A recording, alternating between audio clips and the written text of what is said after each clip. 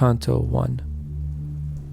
Midway in our life's journey, I went astray from the straight road and woke to find myself alone in a dark wood. How shall I say what wood that was?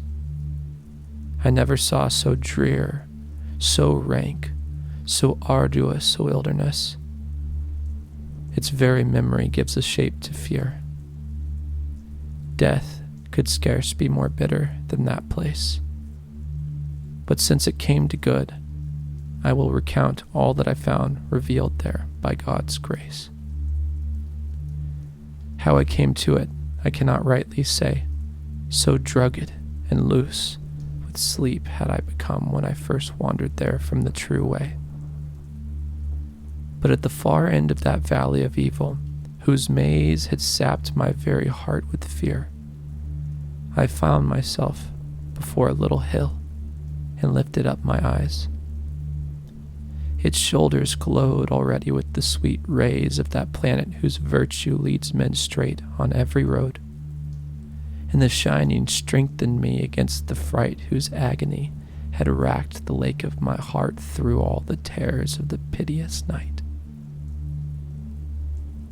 Just as a swimmer, who with his last breath flounders ashore from perilous seas, might turn to memorize the wide water of his death, so did I turn, my soul still fugitive from death's surviving image, to stare down that past that none had ever left alive.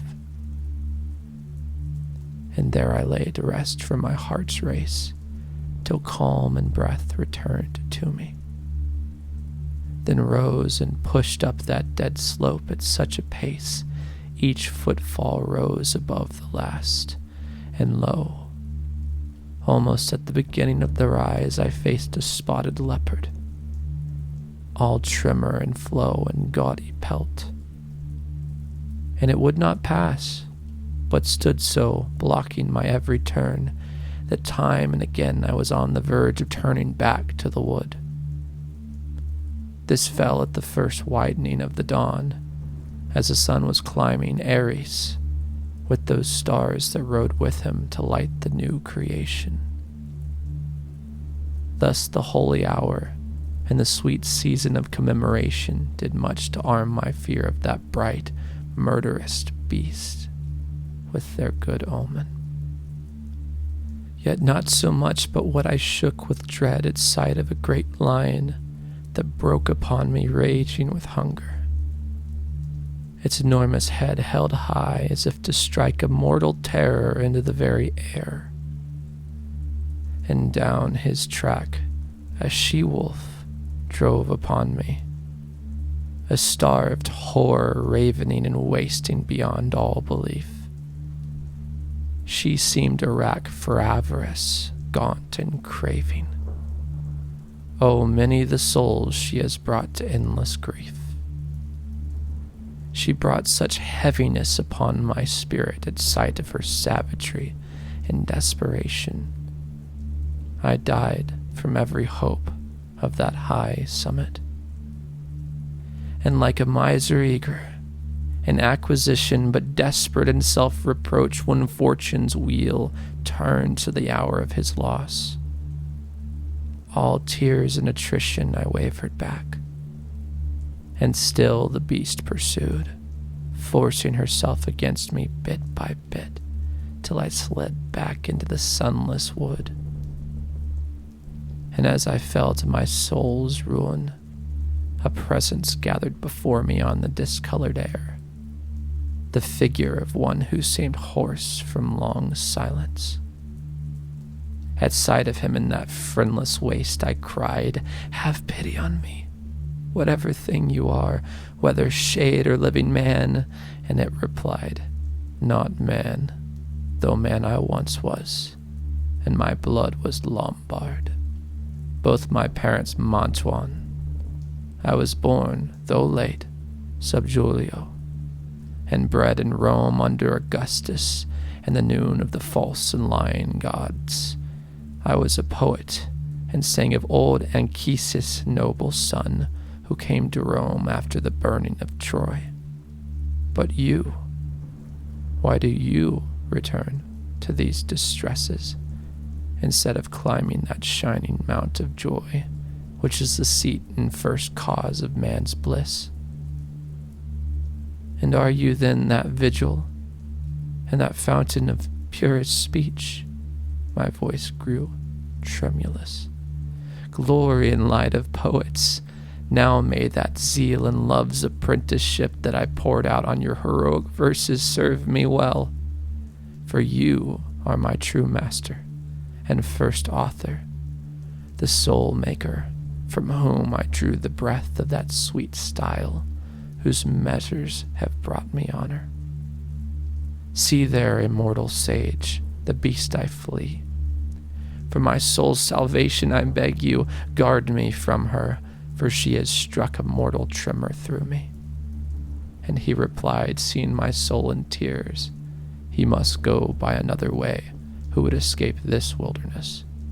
For that mad beast that fleers before you suffers no man to pass.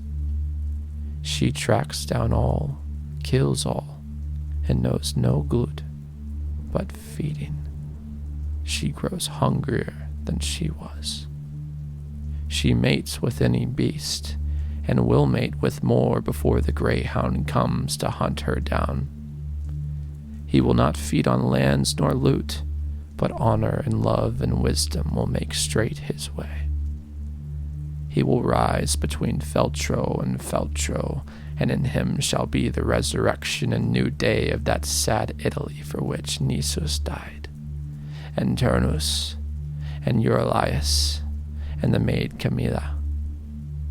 He shall hunt her through every nation of sick pride till she is driven back forever to hell whence envy first released her on the world. Therefore, for your own good, I think it well you follow me, and I will be your guide, and lead you forth through an eternal place.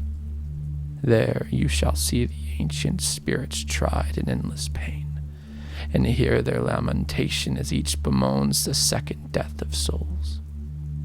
Next you shall see upon a burning mountain souls in fire, and yet content in fire, knowing that whensoever it may be, they yet will mount into the blessed choir, to which, if it is still your wish to climb, a worthier spirit shall be sent to guide you.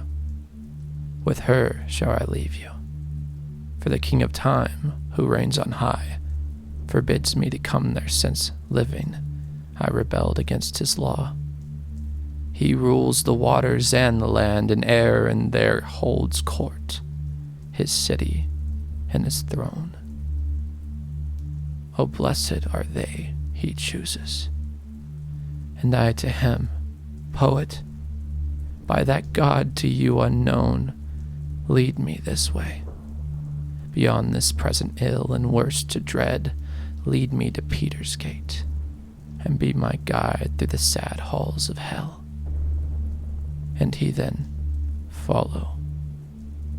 And he moved ahead in silence, and I followed where he led.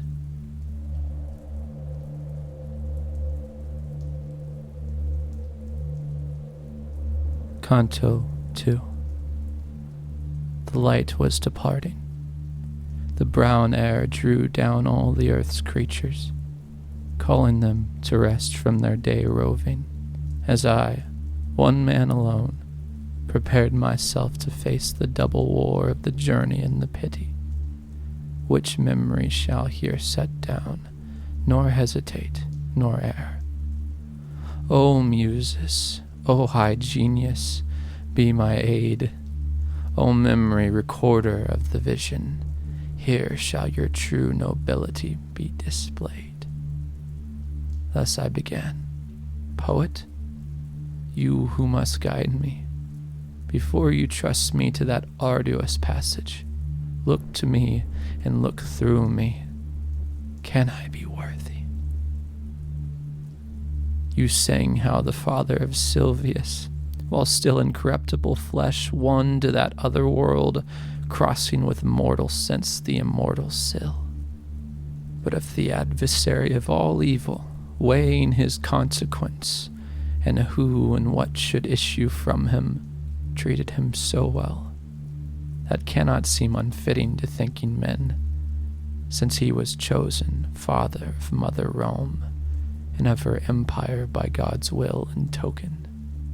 Both, to speak strictly, were founded and foreknown as the established seat of holiness for the successors of great Peter's throne.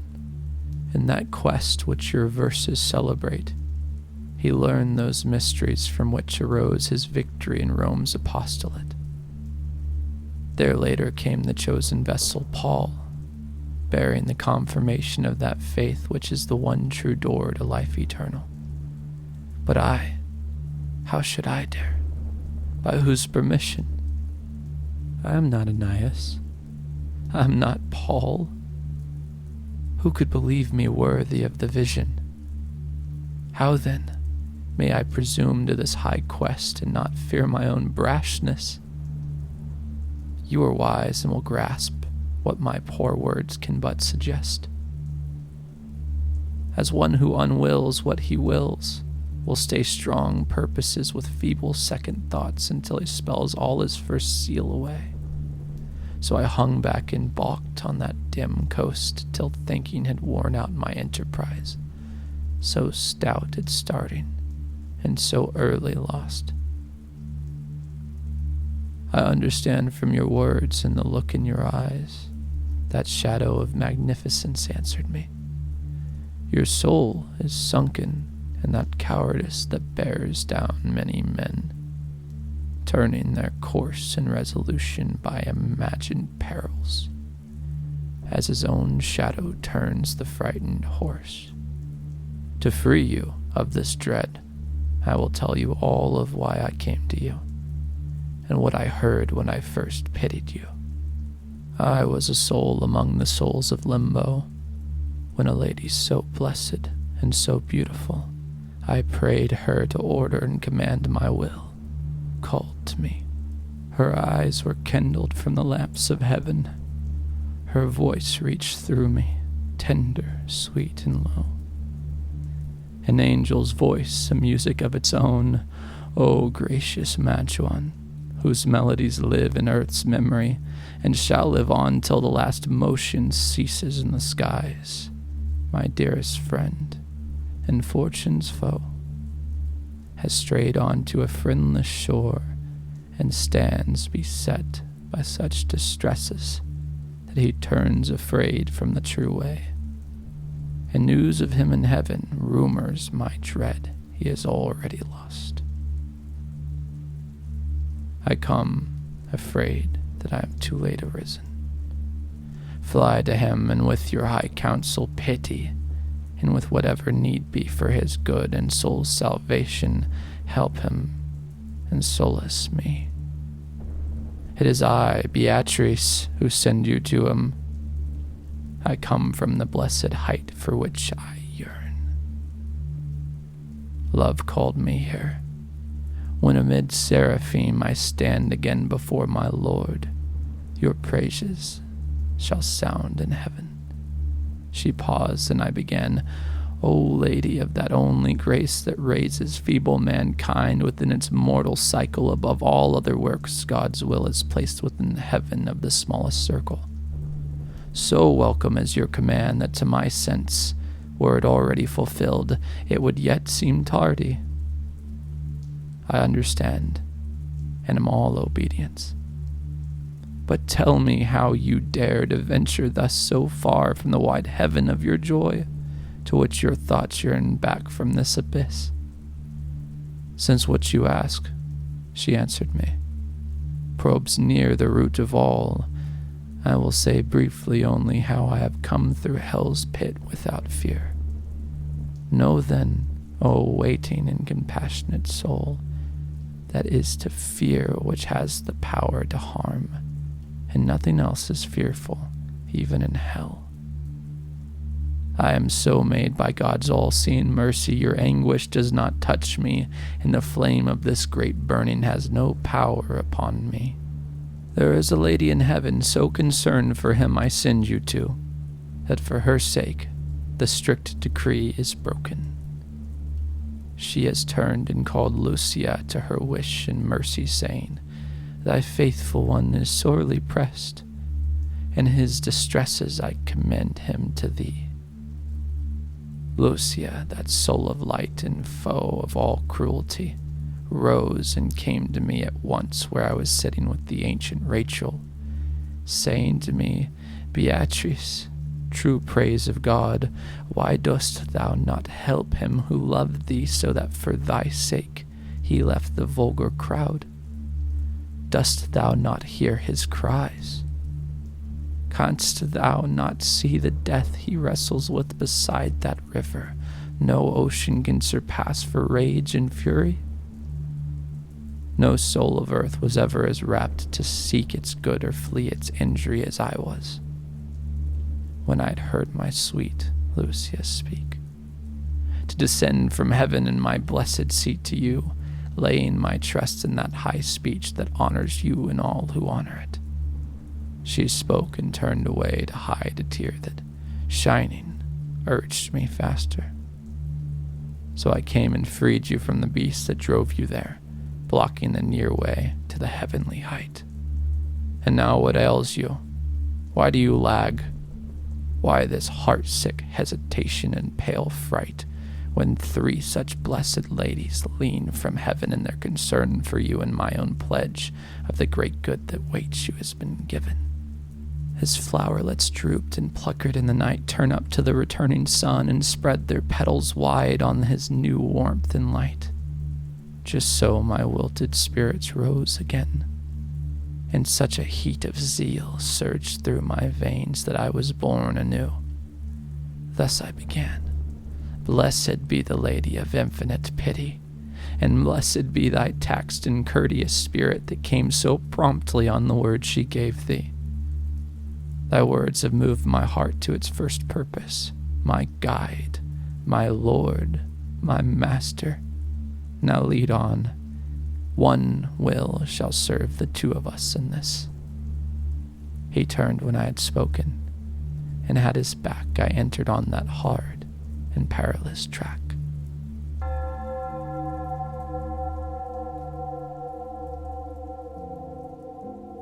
This reading of Canto 1 and Canto 2 from Dante Alighieri's Divine Comedy is presented by Fear Harbor. My name is Zach, and I am the narrator for Fear Harbor. And I want to give you a big thank you if you've listened through both of the cantos. This is a passion project of mine, and I'm currently testing the waters to see if making this book more accessible in bite-sized bits is something that you, my growing audience, would be interested in. So please let me know, is this something you would like more of? Or is this something you're not very interested in? I would be very grateful to hear from you in the comment section. Thank you very much for listening, and thank you for all of the support. Have a great night.